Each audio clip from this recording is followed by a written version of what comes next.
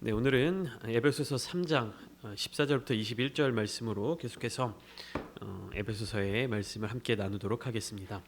오늘 본문을 살펴보시면 본문은 바울이 하늘의 비밀과 경륜에 관하여 말하고 나서 하나님께 깊은 감격의 기도와 간구를 드리는 내용을 담고 있습니다.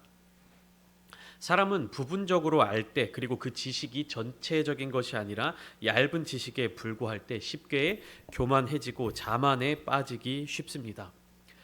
이것은 신앙의 세계에 있어서도 마찬가지입니다. 하나님의 은혜에 대해서, 하나님의 사랑에 대해서 아예 경험해 보지 못하는 것보다 더 위험한 것이 무엇이냐면 작은 부분만 경험하게 되는 것. 그것이 더 위험합니다. 교만에 빠지기 쉽고요, 자만에 빠지기 쉽고요, 나 자신의 어떤 수준에 대해서 잘못 판단하기가 쉽습니다.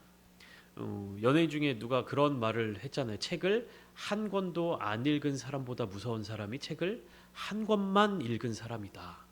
그것이 자기의 모든 신념이라 생각하고, 그것이 전부라고 생각하고, 그것이 내가 어떤 지식에 통달했다라고 생각하는 순간 그 사람은 위험에 빠지게 되는 것이죠. 하나님의 은혜를 우리가 날마다 누려야 되고, 하나님의 은혜 가운데 살아야 되지만, 하나님의 그 지극히 풍성하신 크신 은혜를 우리가 다 알게 하시고, 그 모든 은혜가 우리의 삶의 전부를 지배하도록 그렇게 해야 하는데, 하나님의 그 은혜의 작은 부분을 경험하고 나서 내가 하나님의 은혜를 다 경험했다, 하나님이 어떤 분이신지 내가 다 안다, 내가 하나님을 믿고 나서 어떻게 되었다, 이런 부분에 대해서 자만한 마음과 교만한 마음을 갖게 된다면 그 사람은 하나님의 은혜를 진정으로 깨닫지 못하고 진정으로 누리지 못하는 자다라고 우리가 이야기를 할 수가 있는 것입니다. 하나님의 은혜를 접하게 될 때, 그리고 그 은혜에 대해서 더 깊이 알게 될수록, 하나님의 사랑을 더 많이 경험하면 경험할수록 우리의 모습은 어떻게 변화되어야 하냐면, 믿음이 성숙해지며 그 다음에 거룩하고 높으신 하나님을 찬양하며 그 앞에서 겸손해질 수밖에 없는 것입니다. 순수해질 수밖에 없는 것이에요. 그러니까 이런 사람들을 조심해야 돼요. 내가 다 알아, 내가 성경에 대해서 다 알아, 내가 잘 알아, 내 얘기만 들어. 이단 사이비들이 하는 이야기 아닙니까? 내가 그리스도다라고 이야기하는 사람, 내가 구원자다, 내가 메시아다라고 말하는 그 이유가 무엇입니까? 너희들은 모르는 성경의 그 비밀을 나는 알고 있다. 내가 알려줄 테니까 내 말을 들어라. 내가 너희에게 이 진리에 대해서 가르쳐 주겠다라고 이야기하는 것이 결국 그들이 말하고 있는 핵심인 것이에요. 하나님께서 성경 말씀을 통해서 사랑하는 자녀들에게, 사랑하는 성도들에게 주시고자 하는 메시지가 있는 것은 사실입니다. 그리고 그것이 모든 사람들에게 알게 하는 그런 메시지가 아닌 것도 사실입니다. 그렇지만 그것을 누군가는 계시를 통해서 알게 되고, 누군가는 것을 알지 못하고 나를 통해서만 이 말씀을 알아야 되고, 이런 것들은 하나님의 진정한 뜻이 아니라는 사실이죠. 하나님에 대해서 많이 아는 사람일수록, 하나님에 대해서 더 많이 경험한 사람일수록 어떻습니까? 겸손해질 수밖에 없다는 것이죠. 왜 그렇습니까? 하나님이 얼마나 위대하신 분이신지, 하나님이 얼마나 크신 분이신지를 더 알아가기 때문에 그 하나님의 크심 앞에서 나는 작은 존재이고 연약한 존재이고 낮은 존재일 수밖에 없다는 사실을 매일매일 깨닫게 되는 것입니다. 더 나아가서 하나님의 그 영광을 바라보면서 우리가 얼마나 큰 죄인이었는지에 대해서 날마다 더 깊게 묵상하게 되는 것이죠. 이 죄인을 용서해 주신 하나님의 그 크신 은혜, 예수 그리스도의 보혈의 십자가의 그 보혈이 얼마나 큰 은혜인지를 아는 사람은 겸손해질 수밖에 없는 것입니다. 그래서 사도 바울은 하나님의 은혜의 경륜에 대하여서 에베소 교회 성도들에게 설명해주고 이 이야기에 대해서 가르치다가 말해주다가, 어떻게 오늘 본문을 통해서 어떤 메시지를 다시금 전하고 있냐면, 에베소 교회를 위하여 기도하고 간구하는 메시지를 전하고 있는 것입니다. 왜냐하면 이러한 하나님의 뜻, 하나님의 지혜, 하나님의 경륜은 잘 가르치고 잘 배운다고 해서 알 수 있는 영역이 아니기 때문입니다. 우리가 성경 공부 이렇게 이단, 특히 신천지가 성경 공부 무료 성경 공부를 해준다라고 할 때 그 이야기로 사람들이 현혹시키는 것이죠. 내가 너에게 성경을 가르쳐줘서 너를 지혜롭게 해줄 수 있게, 너가 알지 못하는 것들을 내가 알려줄게, 이렇게 접근하는 것은 굉장히 위험한 것입니다. 내가 가르쳐 줄게가 아니라 내가 너와 함께 배우면서 어떻습니까? 하나님의 경륜을 깨닫게 하기 위하여서 바울은 지금 그것을 간구하고 있는 거예요. 하나님께.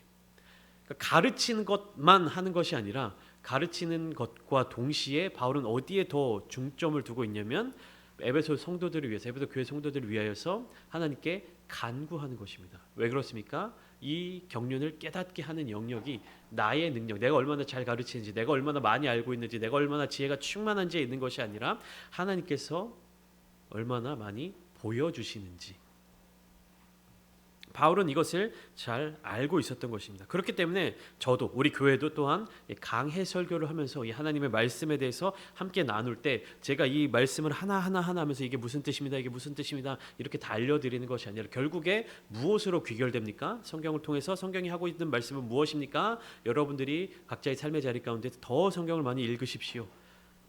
제가 매번 이렇게 강해 설교를 하면서 결론부가 어떻게 됩니까? 여러분 더 많이 기도하십시오. 삶의 자리 가운데서 더 하나님을 깊이 묵상하십시오. 이렇게 귀결되지 않습니까? 결국에 바울도 마찬가지입니다. 에베소 교회를 위하여서 기도하고 간구하는 그 기도의 내용이 오늘 함께 읽은 본문 말씀인 에베소서 3장 14절부터 21절까지 구체적으로 드러나고 있는 것입니다. 그래서 13절과 14절을 보면 이러므로라는 단어로 또 시작하고 있죠. 3장 1절에서도 이러므로라는 단어로 시작했듯이 14절에 와서도 이러므로라는 말씀으로 시작합니다. 13절은 지난주에 마지막 본문이었죠. 그러므로 너희에게 구하노니라고 말이 끝났습니다. 너희를 위한 나의 여러 환난에 대해서 낙심하지 말라. 이는 너희의 영광이니라. 자신의 환난에 대해서 낙심하지 말아라. 이것이 너희의 영광이기 때문이다. 이러므로 내가 하늘과 땅에 있는 각 족속에게 이름을 주신 아버지 앞에 무릎을 꿇고 비노니, 이렇게 연결되는 겁니다. 13절, 14절이.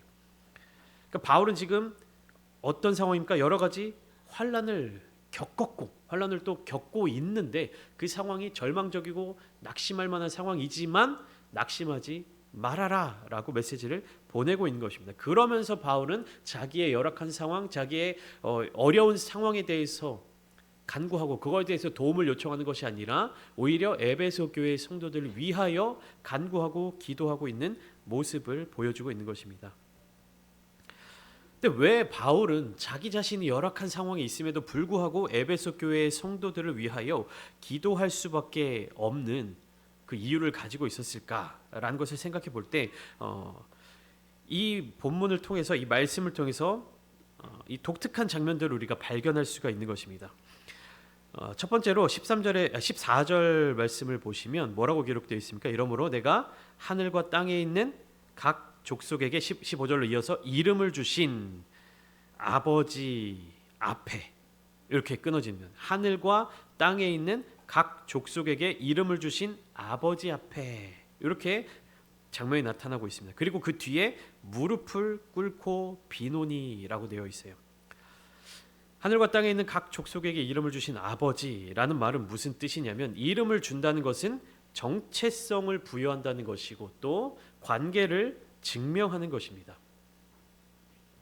하늘과 땅의 모든 만물들은 다 하나님 아버지로 말미암아 창조되었으며, 그리고 하나님 아버지는 그 만물들을 향하여 계속해서 창조주로서의 역할과 책임을 다하고 계신다라는 의미입니다. 그러니까 아버지라고 하는 이 단어에서 그런 모습들이 강조되고 있는 것이죠. 바울은 전지전능하신 유일하신 신이신 하나님을 아버지라고 표현하고 있어요. 뭐 하나님 아버지라고 표현하지도 않고요. 뭐 여호와 아버지 이렇게 표현하고 있지도 않고요. 그냥 오직 아버지라는 표현으로만 기록하고 있는 것입니다. 이스라엘 백성들에게 있어서 그리고 유대교 문화 가운데서 하나님을 아버지라고 표현하는 것은, 고백하는 것은 신성 모독에 해당하는 일이었습니다. 어떻게 하나님을 감히 아버지라고 부를 수 있느냐? 예수님께서 하나님을 아버지라고 불렀을 때 바리새인과 유대인들이 그렇게 예수님에 대해서 신성 모독하는 자다라고 이야기를 했던 것을 우리가 기억할 수 있습니다. 그러나 바울은 여기에서 분명하게 아버지라는 표현을 하고 있습니다. 우리 주 예수 그리스도의 아버지이신 하나님이 곧 우리의 아버지가 되신다라는 것인데, 우리가 하나님을 아버지로 부를 수 있는 것을 누가 가르쳐 주셨습니까? 예수님께서 가르쳐 주신 것이죠.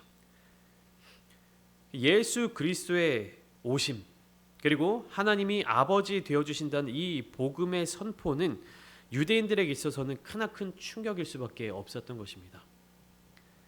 그들이 생각하고 그리고 그들이 알고 있던 하나님의 모습에서 완전히 벗어난, 그리고 완전히 변화된 관계이자 모습이었습니다.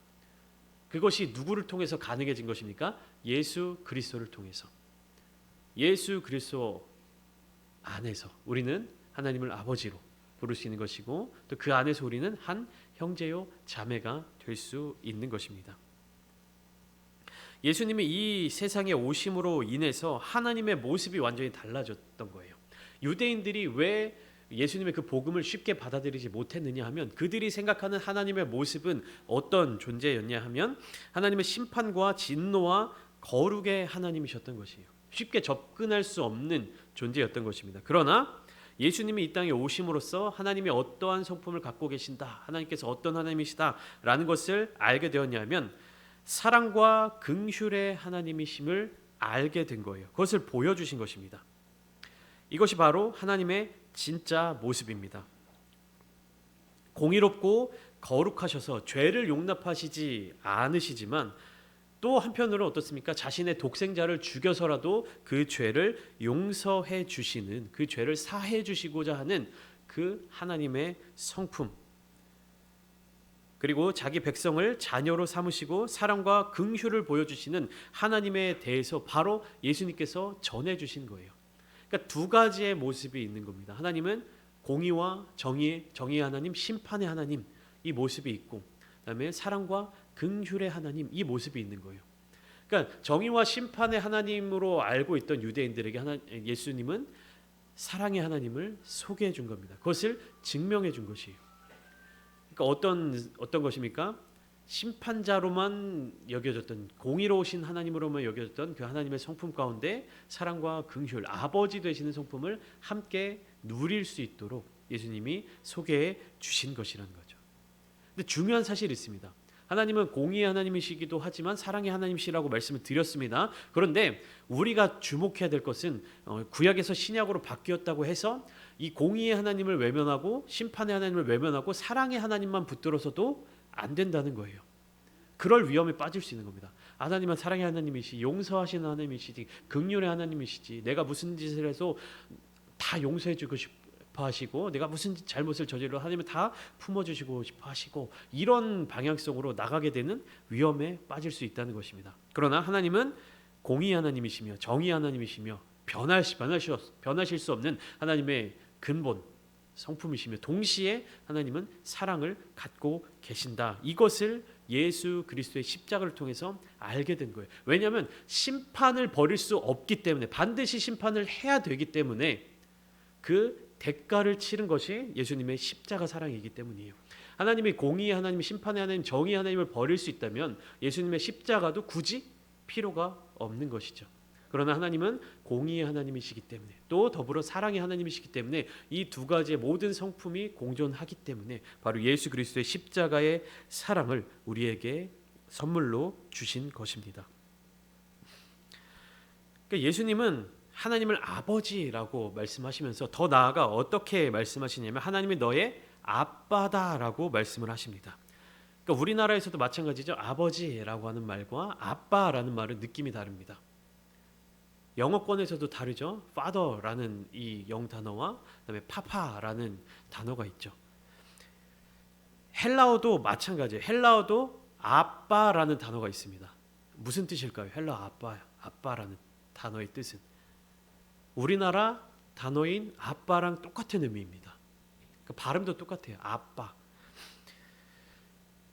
하나님이 아버지가 되실 뿐만 아니라 하나님이 우리에게 아빠가 되어주신다는 그 개념을 예수님께서 보여주신 것입니다. 그 관계성에서 친밀함, 하나님이 우리를 바라보시는 그 마음, 그리고 우리가 하나님을 바라보는 그 마음을 예수님께서 알려주신 거예요. 소개해 주신 것입니다. 아빠 아버지라는 이 말이 하나님과의 친밀성 혹은 이제 관계성에 대한 이야기입니다. 그런데 우리가 한 가지 오해하지 말아야 될 것은 이 아빠라는 말, 아빠 아버지라는 이 말이 예의나 격식을 차리지 않아도 된다는 의미가 아닙니다. 그러니까 하나님을 아빠라고 부른다고 해서 하나님을 함부로 대해서는 안 된다는 것이죠. 그러니까 친근함, 친밀성과 함부로 대해야 한다라는 개념은 우리가 잘 구분을 해야 되는 거예요. 우리 이제 자녀들을 키우시는 분들이 계시는데 자녀들과 뭐 친구처럼 지낸다, 자녀들과 편안한 관계를 맺고 간다, 자녀들과 굉장히 어떤 친밀한 관계를 맺고자 한다라고 이야기를 할 때 많은 사람들이 실수하는 부분이 친밀한 관계와 어떤 이 예의의 관계를 구분하지 못하는 부분에 있는 거예요. 그러니까 친구처럼 대한다라는 것이 정서적 친밀감, 어떤 그런 육체적 친밀감 이런 부분들을 더 이제 발전시킨다라는 거지. 진짜 자기 친구처럼 함부로 대하고 막대하고 건방지게 대하고 무례하게 대하고 이런 부분이 아니라는 것이죠. 그러니까 우리가 하나님을 대할 때도 똑같습니다. 하나님을 아빠, 아버지, 아빠라고 부를 수 있는 것은 하나님께서 가로막혀져 있던 죄로 말미암아 가로막혀져 있었던 그런 관계를 회복시켜 주시고 더 많은 사랑으로서 우리에게 가까이 다가와 주신다는 것이지 우리가 하나님 앞에서 함부로 행동해도 된다라는 의미가 아니라는 사실입니다. 하나님을 더 사랑하고 하나님과의 친밀감, 하나님과의 친밀성, 그 관계성이 더 깊어질수록 어떻게 해야 됩니까? 하나님을 향한 예의, 하나님을 향한 매너는 우리가 더 바르게 지켜나가야 된다는 것이에요. 친밀성이 더 깊어진다고 해서 함부로 대해도 된다, 함부로 대할 수 있다, 편하게 대할 수 있다, 이 생각이 두 가지 연결되어 있는 생각을 우리가 구분 지어야 한다는 것입니다. 이것을 구분짓지 못하면 인간관계에 있어서도 대인관계에 있어서도 굉장히 많은 실패를 경험하게 돼요. 야, 우리 친하잖아, 야, 우리 많이 친해졌잖아 라고 하는 개념이 이 친밀감, 친밀성과 더불어서 예의를 차리지 않아도 된다라는 메시지가 아니라는 것이죠. 그러니까 그런 얘기도 있잖아요. 가까운 사이일수록 더 잘해야 된다. 그렇기 때문에 바울은 그러한 아버지 앞에 어떻게 기도합니까? 무릎을 꿇고 기도합니다. 아버지라고 부르는데 그 아버지께 어떻게 기도하냐면 무릎을 꿇고 기도하고 있어요. 이 무릎을 꿇는다는 것은 유대교나 또 초대교회 당시에서 평범한 기도의 모습은 아니었습니다. 그때 당시 유대교 문화에 보통 기도하는 자세는 서서 기도하는 자세, 혹은 엎드려서 기도하는 자세도 있지만 이 무릎을 꿇고 기도하는 자세는 어떤 의미를 가지고 있냐면 겸손하게 기도하는 자세입니다. 하나님 앞에 두려움과 존경의 마음을 드리는 모습이에요. 그리고 무릎을 꿇고 기도하는 자리 가운데 하나님께서 찾아와 주신다는 믿음이 있었습니다. 그러니까 무릎을 꿇는다는 것은 하나님을 높여드리고 하나님 앞에 두려움과 존경의 마음을 올려드리고 하나님을 기다리는 자세입니다. 그러니까 기도할 때 보통 이제 서서 기도를 하는데 서서 기도할 때는 이제 하나님 앞에 기도하고 하나님 앞에 아뢰고 이런 어떤 그러한 유대교의 문화에 따라서 하지만 하나님의 임재를 기다리고 겸손한 자세로 하나님께 존경의 마음을 표할 때는 어떻게 한다고요? 무릎을 꿇고 엎드려 기도하는 모습을 보인다라는 것입니다. 그래서 바울은 이러한 모습으로 세 가지 기도를 드리고 있는 거예요. 관계성에 있어서는 친밀성에 있어서는 아빠, 아버지라고 부를 수 있지만 그 하나님에 대해서 무릎을 꿇고 기도하는 내용을 살펴보면 16, 17, 18절 그리고 19절까지 세 가지 기도의 제목이 나와 있습니다. 첫 번째 기도는 16절 말씀인데요. 그의 영광의 풍성함을 따라 그의 성령으로 말미암아 너희 속사람을 능력으로 강건하게 하시오며. 그러니까 속사람, 그러니까 겉사람과 속사람이 있는데 그 중에 속사람을 능력으로 더 강건하게 해달라는 기도입니다. 그러면 바울이 지금 중요하게 여기는 것은 어떤 사람이에요? 겉사람과 속사람 중에 속사람. 오늘 오전 예배 때도 함께 말씀을 나누었지만 바울은 지금 속사람의 영역을 더욱 중요시 여기는 자세를 가지고 있는 것입니다. 속사람의 영역은 눈에 보이지 않는 것, 영의 양식, 영의 건강, 하늘에 속한 영역을 의미하는 것입니다. 그럼 반대로 겉사람의 영역은 어디입니까? 현실적인 문제, 내 눈앞에 닥친 일들, 그리고 육신의 어떤 양식과 육의 일들, 외형적인 것들이 겉사람의 영역인 것이죠. 속사람은 눈에 별로 띄지 않지만 이것이 진정한 생명입니다. 바울은 속사람이 중요하다고 느낀 거예요. 속사람이 자라되 강하게 자라야 하고 속사람으로 말미암아 겉사람이 깨어지기까지 자라야 한다는 것입니다. 그러니까 우리가 삶을 살면서 인생을 살아가면서 어떤 흐름대로 살아갑니까? 주로 겉사람의 영역에 의해서 살아가죠. 내 눈앞에 보이는 현실적인 문제들을 먼저 처리하려고 하고 내 눈앞에 닥친 일들을 이렇게 처리하려고 하고 내 육신의 어떤 일들, 내 육신의 어떤 배고픔들, 내 육신의 외형적인 것들에 먼저 주목하게 됩니다. 왜냐하면 속사람의 영역은 우리가 집중하지 않으면, 기도하지 않으면, 영적인 것으로 그 눈을 뜨지 않으면 보이지 않기 때문에. 그런데 바울은 에베소 교회 성도들을 향하여서 이 겉사람이 아니라 속사람으로, 속사람을 능력으로 강건하게 하시기를 기도하고 있다는 것입니다. 속사람은 어떻게 강건하게 될 수 있을까요? 성령으로 강건하게 될 수 있는 것입니다. 성령은 어떻게 임합니까? 16절 전반부에 보면 하나님의 영광의 풍성함을 따라 성령은 우리에게 임재하실 수 있는 것입니다. 그렇기 때문에 우리는 하나님의 영광을 위하여 일해야 되고 하나님의 영광을 바라보며 살아야 되는 거예요. 하나님의 영광을 바라보며 사는 것이 우리의 속사람이 강건해지는 것입니다. 회복되는 것입니다. 17절 말씀을 보시면 두 번째 기도가 나타나고 있습니다. 두 번째 기도는 어떤 기도입니까? 그리스도로 말미암아 사랑 가운데서 뿌리를 내리고 터가 굳어지도록 기도하는 것입니다. 예수 그리스도로 하여금 우리 속사람의 주인이 되시게끔 하는 것이죠. 예수님을 우리 마음속에 모시는 것, 그러니까 잠깐 계시다가 떠나도록 하는 것이 아니라 주님이 주인 되시도록 한다는 것. 이것은 어떻게 이루어집니까? 믿음의 결단을 따라 이루어집니다. 그러니까 매 삶의 순간순간마다 믿음의 결단을 이어가야 하는 것입니다. 그러니까 믿음이라고 하는 것은 한 번의 사건이 아니에요. 한 번의 이벤트가 아닙니다. 믿음의 결단을 날마다 새롭게 하지 않으면 우리의 신앙 수준은 점점 떨어지게 되는 거예요. 그러니까 멈춰 있는 것이 아니라 어떻게 된다고요? 후퇴하게 되는 겁니다. 우리가 이 믿음의 결단, 신앙생활의 모습을 지켜내지 않으면 멀어지게 되는 겁니다. 신앙의 수준이 낮아지게 되는 겁니다. 무엇을 생각하시면 되냐면 강물을 거슬러 올라가는 연어떼, 물고기들을 생각하면 되는 거예요. 물고기들이 열심히 헤엄치고 열심히 움직일 때 어떻게 해야 됩니까? 물살보다 더 강한 힘으로 헤엄칠 때 물살을 거슬러서 물고기들이 올라가게 되죠. 물살과 동일한 힘으로 헤엄치게 되면 어떡합니까? 멈춰 있는 것처럼 보입니다. 그런데 아무것도 하지 않으면 어떻게 됩니까? 물고기들이 물살의 흐름에 따라서 떠내려가는 거예요. 우리 믿음의 사람들, 그리스도인들도 마찬가지입니다. 신앙의 믿음의 결단, 신앙생활의 어떤 이런 모습들, 우리가 기도 열심히 했지, 내가 정말 예배생활 열심히 했지, 좀 바쁜 일이 있는 이 시기 가운데 좀 잠깐 쉬자라고 하면 나의 신앙의 수준, 나의 신앙의 영적인 성장이 그냥 잠깐 멈춰 있는 것이 아니라 어떻게 된다고요? 떨어지고 후퇴된다는 겁니다. 그러니까 믿음의 결단을 우리는 날마다 새롭게 해야 하는 것이에요. 날마다 그 믿음의 자리 가운데로 나아가야 되는 것입니다. 누구를 위해서가 아니라 자기 자신을 위해서 끊임없이 주님 앞에 가까이 나아가야 하는 것입니다. 그러니까 힘들어도 그렇게 해야 되는 거예요. 왜요? 가만히 머물러 있으면 세상의 물살에 휩쓸려서 떠내려가 버리기 때문입니다. 바울은 그런 부분을 알고 있기 때문에 에베소 교회 성도들을 위하여서 이 부분을 함께 기도하고 있는 것입니다.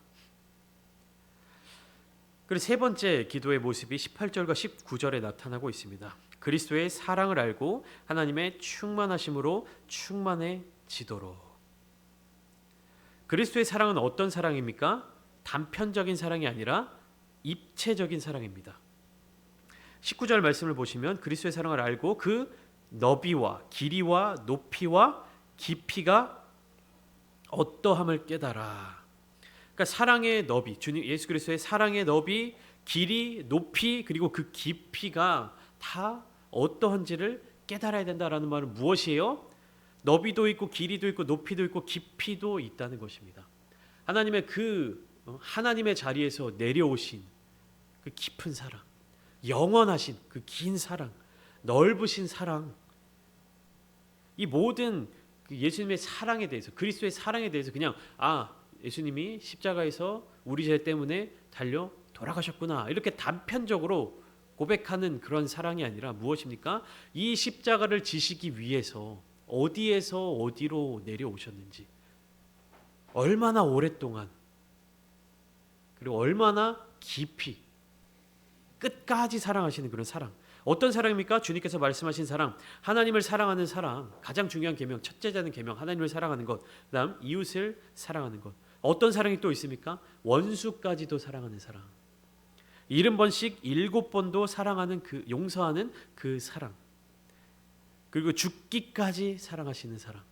영원토록 주시는 사랑.